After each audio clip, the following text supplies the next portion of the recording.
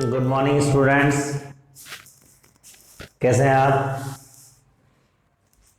आज का अपना next lecture basic concept of chemistry शुरू करने जा रहे हैं बच्चों। अब तक 3 लेक्चर हो चुके हैं और पिछले लेक्चर में हम लोगों ने बात की थी लॉ ऑफ केमिकल कॉम्बिनेशन, रासायनिक संयोग के नियम। और उसमें ये बता दिया था आपको कि 5 नियम हैं, 5 में से जो 4 नियम हैं वो द्रव्यमान पर आधारित हैं और जो 5वां नियम है वो आयतन पर आधारित है। यहाँ 2 इंपॉर्टेंट नियम की और बात करेंगे हम लोग जो केमिकल कॉम्बिनेशन के नहीं है, अलग से हैं। जिसमें पहला नियम है बच्चों आवोगाद्रो का नियम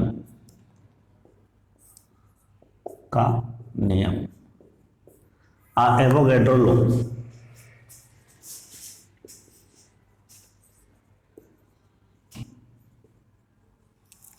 आवोगाद्रो का नियम बच्चों, आवोगाद्रो का नियम क्या है? बिल्कुल सिंपल सी बात बता रहा हूं मैं आपको। आवोगाद्रो कहता है कि मान लीजिए आपके पास में 2 लीटर के पात्र हैं, 2 लीटर के पात्र हैं। 2 लीटर के पात्र में आपने केवल 1 लीटर काम में लिया इसके अंदर, ठीक है। एक में आपने भर दी हाइड्रोजन गैस, एक में आपने भर दी क्लोरीन गैस, एक में आपने भर दी ऑक्सीजन गैस। और भी ले सकते हैं इसके अलावा गैसेस भी। इस पे दाब, प्रेशर और आयतन ये दोनों फिक्स है। ये नियम क्या कहता है कि यदि 2 या 2 से अधिक गैसों को निश्चित दाब पर और निश्चित आयतन पर लिया जाए तो उस गैस के अंदर जो कणों की संख्या होगी, नंबर ऑफ जो पार्टिकल होते हैं वो क्या होते हैं? समान होते हैं। ये कहलाता है आपका आवोगाद्रो का नियम। क्या कहलाता है बच्चों? आवोगाद्रो का नियम। तो सिंपल सी बात है, आपको पता है हाइड्रोजन के पार्टिकल छोटे छोटे होते हैं, ऑक्सीजन के उससे बड़े होंगे, क्लोरीन के और बड़े होंगे। लेकिन ये क्या कहता है कि अगर आयतन फिक्स है, दाब फिक्स है, तो फिर कणों की संख्या भी, पार्टिकल की संख्या भी होगी, समान होगी। क्या कहलाता है? आवोगाद्रो का नियम कहलाता है। इसको लिख सकते हैं बच्चों कि निश्चित दाब व आयतन पर उपस्थित गैसों की जो कणों की संख्या होती है वो समान होती है। क्या कहलाता है? आवोगाद्रो का नियम। डाल्टन का एक नियम पढ़ा था बच्चों हम लोगों ने, और डाल्टन के उस नियम का नाम था, क्या था? गुणित अनुपात का नियम। क्या था बच्चों? गुणित अनुपात का नियम। और गुणित अनुपात का जो नियम आपने पढ़ा था बच्चों, उसके अलावा भी डाल्टन ने अपने कुछ पॉइंट्स दिए जिसे डाल्टन का सिद्धांत कहते हैं बच्चों। डाल्टन का सिद्धांत, डाल्टन का सिद्धांत यह था, उसने कहा कि कोई भी पदार्थ जो होता है वो हमेशा सूक्ष्म कणों से मिलकर बना होता है। पहली बात तो उसने क्या कहा डाल्टन के सिद्धांत में कि पदार्थ सूक्ष्म कणों से मिलकर बना होता है। उसको उसने कहा कि ये परमाणु कहलाता है। क्या कहलाता है? The atom is the smallest particle of the substance। पदार्थ का सबसे सूक्ष्मतम कण परमाणु होता है। और ये परमाणु क्या होता है बच्चों? अविभाज्य होता है, अविभाज्य होता है, मतलब उसको काटा या बांटा नहीं जा सकता। दूसरी बात ये बच्चों इसके अंदर कि किसी भी पदार्थ के, किसी भी एक पदार्थ के सभी परमाणु, पदार्थ के सभी परमाणु, सभी परमाणु, एक ही पदार्थ के सभी परमाणु क्या होते हैं? आइडेंटिकल होते हैं, समरूप होते हैं। समरूप होते हैं। समरूप होते हैं का मतलब क्या है? मतलब उनका द्रव्यमान सबका समान होगा, उनका आकार सबका समान होगा, उनके गुण, भौतिक और रासायनिक गुण वो सब समान होंगे। ये कहलाता है समरूप, आइडेंटिकल, ठीक है। उसके बाद में इसने कहा कि रासायनिक अभिक्रिया के अंदर परमाणु भाग लेता है, परमाणु भाग लेता है। किसके अंदर?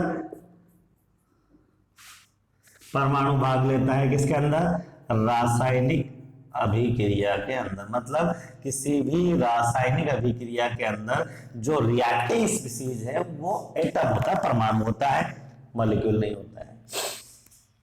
इसमें कहा कि अगर मान लीजिए पदार्थ आपके अलग अलग होंगे, अगर पदार्थ अलग अलग होंगे तो परमाणु भी उसके परमाणु भी क्या होंगे, परमाणु भी क्या होते हैं, अलग अलग होते हैं। परमाणु भी क्या होते हैं, अलग अलग होते हैं, मतलब उनके भौतिक और रासायनिक गुण भी अलग अलग होते हैं। ये बात उसने कुछ कही। खास बात यह बच्चों की काफी लंबे टाइम तक थ्योरी चलती रही, जब तक आपका रदरफोर्ड मॉडल, निल्स बोर का मॉडल, जे थॉमसन का मॉडल नहीं आया, तब तक ये चीजें चलती रही और काफी वैल्यूएबल भी रही। लेकिन जैसे समस्थानिक को खोज हुई तो पता लगा कि पदार्थ के एक ही पदार्थ से भी परमाणु समान नहीं होते हैं, उनका द्रव्यमान समान नहीं होता। समस्थानिक कैसे एग्जाम्पल होते हैं ना, तो इस तरीके से डाल्टन का नियम बाद में फेल हुआ। कई बार पूछ लिया जाता है, एक आध बार क्वेश्चन पूछा हुआ है कि निम्न में से कौन सा कथन सत्य है। एक ही पदार्थ के सभी परमाणु समरूप होते हैं, उनके भौतिक गुण समान होते हैं, रासायनिक गुण समान होते हैं, ठीक है। अभिक्रिया में कौन सा तत्व का कौन सा भाग रिएक्टिविटी में भाग लेता है, ये सब क्वेश्चन पूछे हैं बच्चों। क्लियर हो गया। डाल्टन का सिद्धांत होने के बाद अब हम लोग बच्चों आगे बात कर रहे हैं। बहुत इंपॉर्टेंट टॉपिक, उससे रिलेटेड कई बार क्वेश्चन आ जाता है, और उस टॉपिक का नाम है बच्चों स्टाइकोमेट्री। स्टाइकियोमेट्री।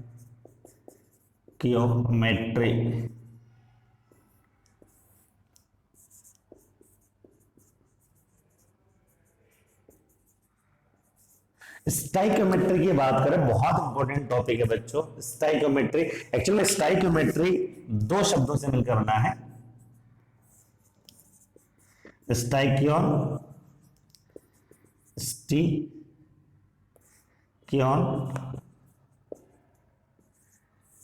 और दूसरा है बच्चों मेट्रॉन। ठीक है बच्चों। स्टाइकियोन का मतलब होता है, तत्व, और मेट्रॉन का मतलब होता है मापन, तत्व का मापन। स्टाइकियोमेट्री को यूं समझ सकते हैं बच्चों, जैसे फॉर एग्जांपल मैंने ये लिया N2 + 3H2 = 2NH3। अगर इस रिएक्शन को आप गौर से आइडेंटिफाई करेंगे बच्चों, तो इसके अंदर नाइट्रोजन कितना है 1, हाइड्रोजन कितना है 3, अमोनिया कितना है 2, ये इसकी स्टाइकियोमेट्री कहलाएगी। इसको हिंदी में बोलते हैं बच्चों हम लोग रस समीकरण मिति। क्या बोलते हैं बच्चों, रस समीकरण मिति। यहां लिखा आपने H2 + I2 = 2HI। अगर हम लोग इसकी स्टाइकियोमेट्री की बात करें तो क्या हो जाएगा बच्चों 1 1 2। अगर मान लीजिए मैं लिखूं 2SO2 + O2 = 2SO3, तो इसकी स्टाइकियोमेट्री हो जाएगी बच्चों 2 1 2। तो कहने का मतलब यह है कि किसी रासायनिक अभिक्रिया में भाग लेने वाले क्रियाकारकों अथवा उत्पादों का क्या द्रव्यमान या उनकी मात्रा का अनुपात कहलाता है आपका स्टाइकियोमेट्री या रस समीकरण मिति। इससे कुछ छोटे मोटे क्वेश्चंस आ सकते हैं, बता देता हूं मैं आपको। आसान से हैं, वैसे आपको आ जाएंगे।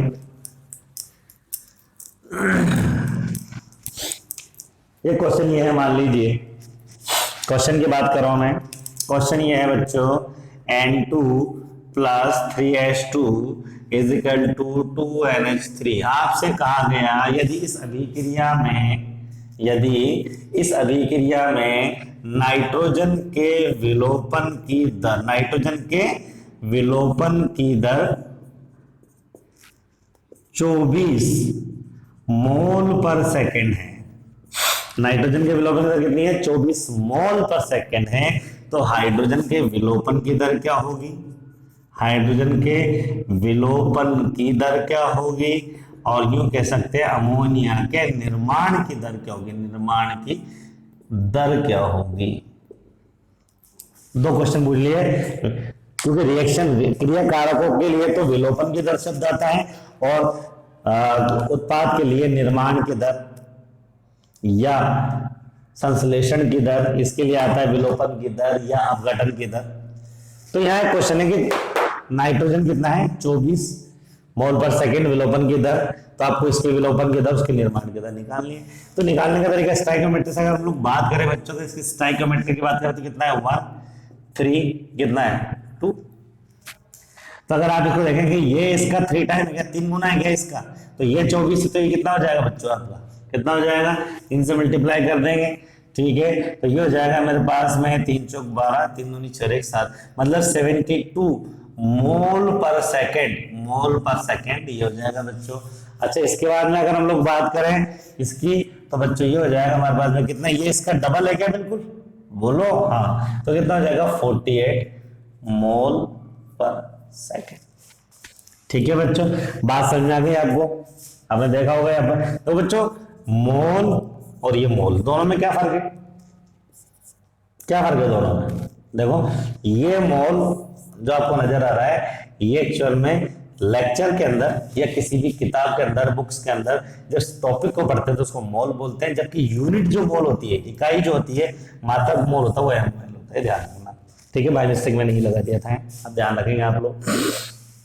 ये बात क्लियर हो गई। एक एग्जांपल और लेते हैं, मान लीजिए यहाँ पर लिया मैंने H2 + I2 = 2HI, और आपसे मैंने कहा कि यदि हाइड्रोजन के विलोपन की दर या आयोडीन के विलोपन की दर आपसे कहा मैंने 5 मोल पर सेकेंड है, 5 मोल पर सेकेंड है, तो हाइड्रोजन के विलोपन की दर क्या होगी या HI की निर्माण की दर क्या होगी, निकालने का बिल्कुल सिंपल तरीका है बच्चों।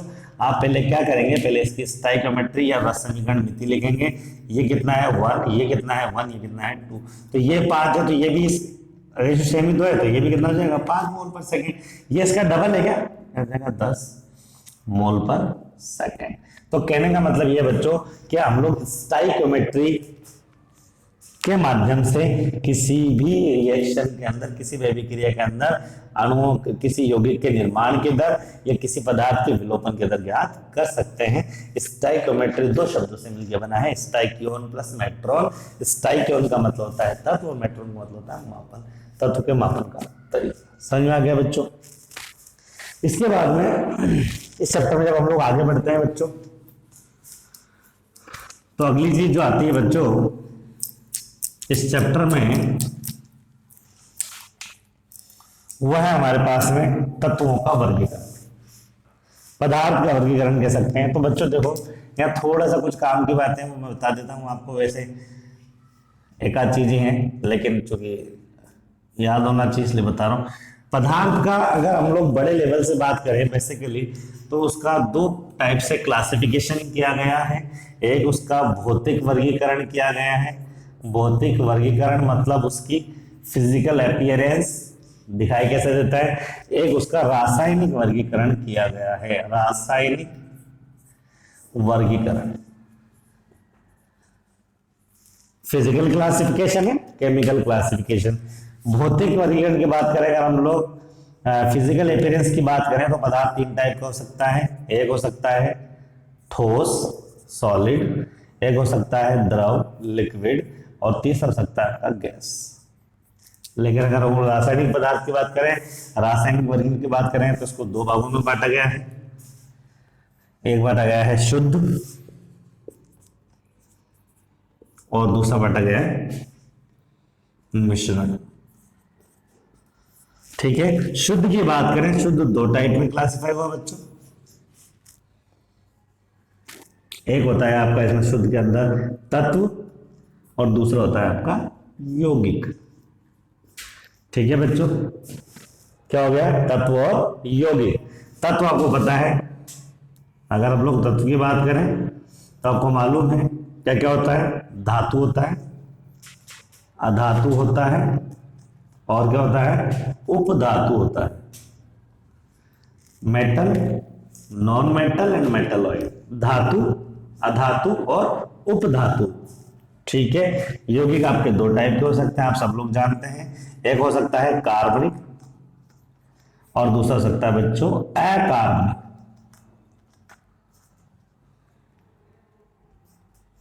ये 2 टाइप के यौगिक हो सकते हैं, कार्बनिक और अकार्बनिक। ठीक है। मिश्रण की बात करें, मिश्रण दो टाइप के हो सकते हैं।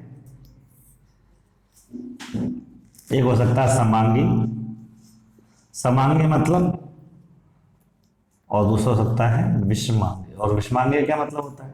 समांगी का मतलब ये किसी पदार्थ को अगर आप बोल रहे हो, बोलने के बाद में उसका सैंपलिंग कहीं से भी करो, पार्टिकल सेम रहे।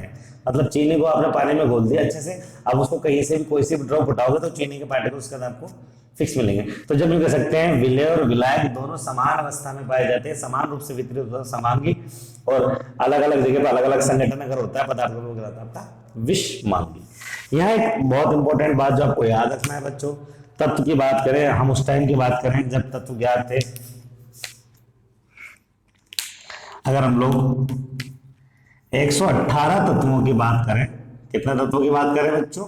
118 तत्वों की बात करें, तो आपको मालूम होना चाहिए बच्चों, इन 118 तत्वों के अंदर अगर हम लोग बात करें धातु की, या बात करें आपकी अधातु की, या बात करें आपकी उप धातु की। उप धातु, धातु क्या होता है? जिसमें धातु और अधातु के दोनों के लक्षण पाए जाते हैं। धातु आप जानते हो जो आघात वर्धनीय होती हैं, मतलब चोट मारने पर फैलती हैं, ठीक है, तन्य होती हैं, ठीक है, विद्युत की चालक होती हैं, ठीक है। इसका रिवर्स क्या होता है? अधातु। लेकिन ध्यान रहे आयोडीन एक ऐसा धातु है जिसमें धातु की चमक पाई जाती है, ठीक है, मालूम हो गया आपको। इसके अलावा धातु ठोस अवस्था में पाई जाती है, लेकिन जो है आपका Hg पारा एक ऐसी धातु है जो क्या होता है?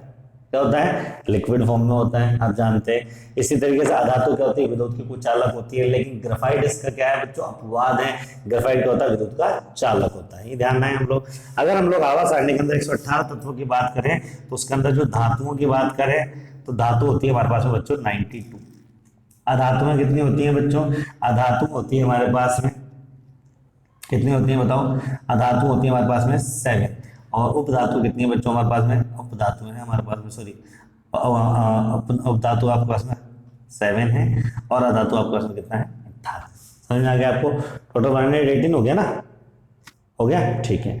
अब उसके बाद में अगर हम लोग आगे बात करें तो अगर आवर्त सारणी के अंदर हम लोग नेचुरल एलिमेंट की बात करें, प्राकृतिक तत्वों की बात करें, प्राकृतिक तत्व,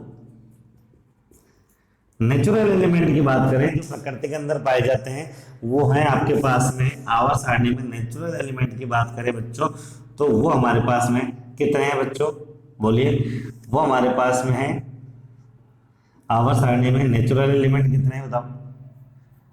और एक होते हैं दूसरे एलिमेंट कौन से हैं? दूसरे हमारे पास में संश्लेषित।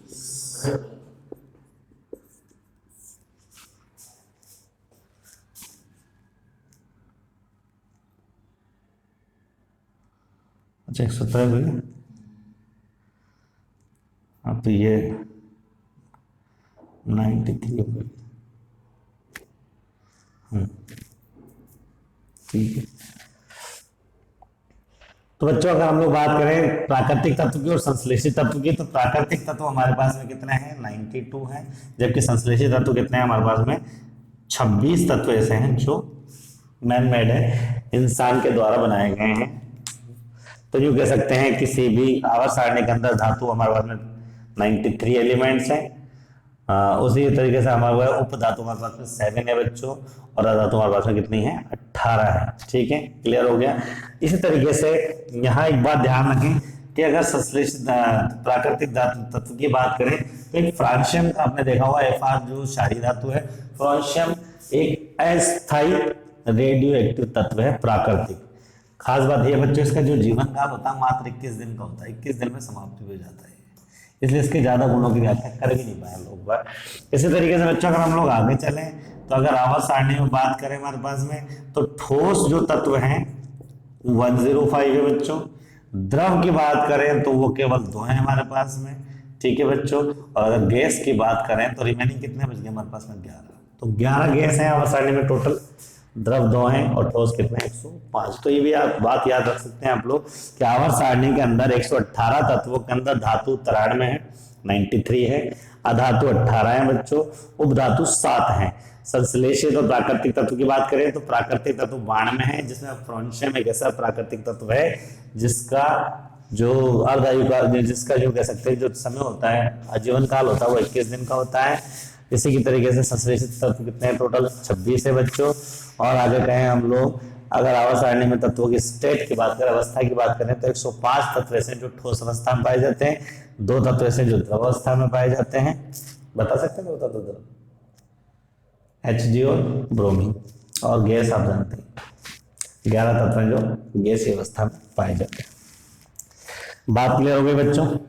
ठीक है, तो ये वर्गीकरण आप याद रख सकते हैं। ठीक है, तत्व आप जानते हैं वे पदार्थ जो जिनका निर्माण एक ही प्रकार के परमाणुओं से मिलकर होता है, क्या कहलाते हैं बच्चों? तत्व कहलाते हैं। बात समझ आ गई? चलिए, वर्गीकरण के बाद में अगली चीज जो इसके अंदर आती है बच्चों, वो हमारे पास में है SI सिस्टम ऑफ इंटरनेशनल के अनुसार, अंतरराष्ट्रीय पद्धति के अनुसार मापन की इकाइयां, मापन की इकाइयां। फिजिक्स का टॉपिक है, बहुत कम क्वेश्चन आता है, वैसे पढ़ सकते हैं हम लोग। इसके अंदर हम लोग टोटल 7 इकाइयों के बारे में बात करते हैं। पहला बताओ, द्रव्यमान। दूसरा बताओ, द्रव्यमान के बाद में समय और लंबाई, और बोलो बोलो, लंबाई के बाद में ताप, और बोलो विद्युत धारा, और प्रकाश की तीव्रता,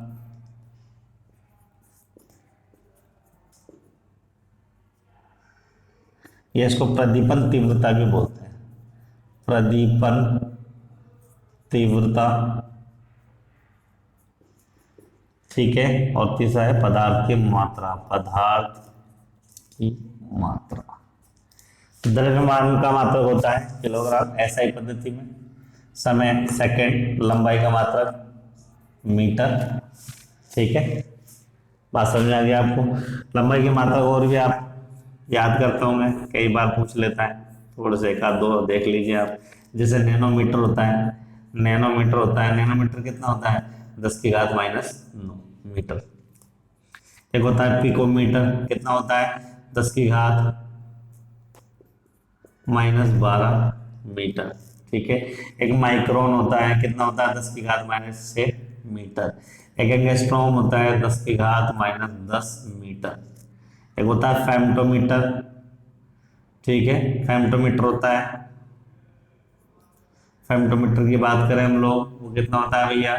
फेम्टो होता है 10⁻⁻, कितना होता है? 15 मीटर। ठीक है, बात समझ आ गई? ये याद रखना, कई बार पूछ लेता है। बाकी 10⁻³ होता है मिली। ठीक है बच्चों, कर सकते हैं। ताप का जो मात्रक है वो होता है केल्विन। ठीक है, बात समझ आ गई आपको? इसको भी ठीक है ध्यान रख लेना आप लोग। और विद्युत धारा का मात्रक होता है एम्पियर। प्रदीपन तीव्रता का मात्रक होता है कैंडेला CD। और पदार्थ की मात्रा किसमें निकाली जाती है? मोल के अंदर निकाली जाती है। बात समझ में आ गई बच्चों? ये थी मापन की इकाई। अच्छा, एक बात और जो आपको ध्यान रखनी है, एक्चुअल में द्रव्यमान और भार दोनों में फर्क है बच्चों। वैसे देखने में एक जैसा लगता है आपको, लेकिन दोनों अलग अलग हैं। द्रव्यमान क्या होता है? किसी भी पदार्थ में उपस्थित द्रव्य की मात्रा होती है, ऐसा यूनिट है। पदार्थ में द्रव्यमान, पदार्थ का जो द्रव्यमान होता है हमेशा निश्चित होता है बच्चों, वो चेंज नहीं होता है। लेकिन भार पदार्थ का अलग अलग होता है। भार यूं कह सकते हैं कि गुरुत्वीय क्षेत्र में कोई भी पदार्थ को जो उस पर जो गुरुत्वाकर्षण लगता है, जिसको आप लोग ठीक है भार को हम कह सकते हैं कि गुरुत्वाकर्षण बल के द्वारा जो खींचा जाता है, किसी भी मास को जो ग्रेविटेशनल फोर्स के द्वारा खींचा जाता है, उसी को हम लोग भार कहते हैं। तो अलग अलग पृथ्वी में अलग अलग स्थान पर गुरुत्वाकर्षण का मान अलग अलग हो सकता है, तो वस्तु का भार भी क्या हो सकता है? अलग अलग हो सकता है। दोनों सेम नहीं, द्रव्यमान अलग चीज होती है और भार अलग चीज होती है। बात समझ में आ गई आपको बच्चों? ये समझ में आ गया आपको? ये है आपका SI पद्धति के अकॉर्डिंग मात्रक। ठीक है, इसमें ये यूनिट टेबल पूछ लेता है, देख लेना। इसके बाद बच्चों इस चैप्टर में जब हम लोग आगे चलते हैं,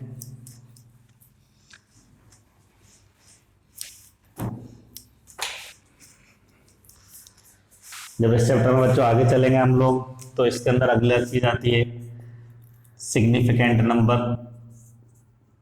सिग्निफिकेंट नंबर जिसको आप लोग बोलते हो, क्या बोलते हो बताओ? सिग्निफिकेंट नंबर को हिंदी में क्या बोलते हो? सार्थक अंक। सार्थक अंक क्या होता है आप जानते हो? कुछ पॉइंट्स आप याद रख लेंगे।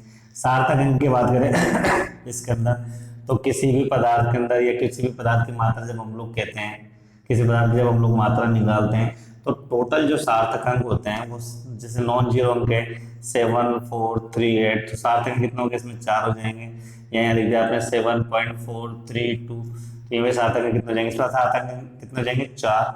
इसमें कितने हो जाएंगे? 4 हो जाएंगे। दूसरी बात ये है कि जो नॉन जीरो होते हैं आपके वो सार्थक अंक जीरो अंक होते हैं। मान लीजिए आप लगा 0.003, तो सार्थक अंक कितना हो गया बच्चों? इसके अंदर 1 हो जाएगा। आपने लिखा 0.00050, तो यहाँ सार्थक अंक कितने हो जाएंगे बच्चों? 2 हो जाएंगे आपके पास में, ठीक है। लेकिन यहाँ एक बात ध्यान रखना, मैंने लिखा 28500, इसकी बात करें तो इसमें सार्थक अंक आप 3 भी कह सकते हैं, 4 भी कह सकते हैं, 5 भी कह सकते हैं, सब पॉसिबल है। लेकिन क्या होता है इसको वैज्ञानिक संकेतन की फॉर्म में लिखते हैं तो हो जाएगा 2.85 इंटू 10 टू पावर कितना हो गया? 1, 2, 3, 4। तो साधन कितना नजर आ रहा है हमको? 3 नजर आ रहे हैं। तो वैसे लिख सकते हैं, और वैसे अगर आप लोग इस चीज में बात करें तो साधन अंक ही हो जाएंगे। लेकिन कोई अगर फिक्स अमाउंट हो जिसके अनंत तक कुछ भी हो सकता है, जैसे मैंने कहा आप पूछो कि 5 गेंदे हैं या 20 अंडे हैं, अगर उसके अंदर आपसे पूछे इनके अंदर सार्थक अंक बताओ कितने, तो इसमें सार्थक अंक आपके अनंत कितने होंगे? अनंत हो जाएंगे। तो सार्थक अंक इस तरीके से बता सकते हैं। इजी टॉपिक है, आपने कई बार पढ़ रखा होगा, कोई खास बात नहीं, ठीक है। ये सार्थक अंक बताने का तरीका होता है।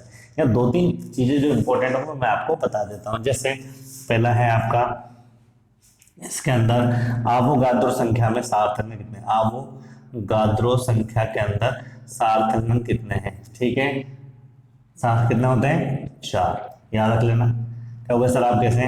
ये होता है 6.022, इतना ही तो याद करते हो सारे। तो 1, 2, 3, 4 हो गए, तो टेस्ट पावर कितना होता है? 23, ठीक है। इस तरीके से प्लांक स्थिरांक है, प्लांक स्थिरांक आवोगाद्रो इसका प्लांक स्थिरांक के अंदर कितना होता है टोटल? सार्थक अंक इसमें भी कितना होते हैं? 4 होते हैं। क्या होते हैं? क्या लिखते हो? वैल्यू कितनी लिखते हो बताओ? 6.62 इंटू 10 टू द पावर -34 बोल सही। तो 3 हुए नहीं, एक अंक और होता है इसके अंदर, वो होता है 7, ठीक है। तो यूं कह सकते हैं 6.62, ठीक है, इंटू 10 टू पावर -34। तो टोटल कितने सार्थक अंक? 1, 2, 3, 4 हो गए बच्चों। आगे में इस तरीके से हम लोग बात करें इलेक्ट्रॉन या प्रोटॉन का द्रव्यमान, इसके अंदर भी सार्थक अंक कितने होते हैं बच्चों? इसके अंदर भी सार्थक अंक कितने होते हैं? 4 होते हैं, ठीक है। तो आप इतना याद करने की जरूरत नहीं है। सार्थक अंक टोटल कितने होते हैं? 4 होते हैं, ध्यान रख लेना। आवोगाद्रो संख्या में, प्लांक स्थिरांक में, इलेक्ट्रॉन प्रोटॉन का द्रव्यमान के अंदर सार्थक अंकों की संख्या कितनी होती है? कितनी होती है? 4 होती है, ठीक है।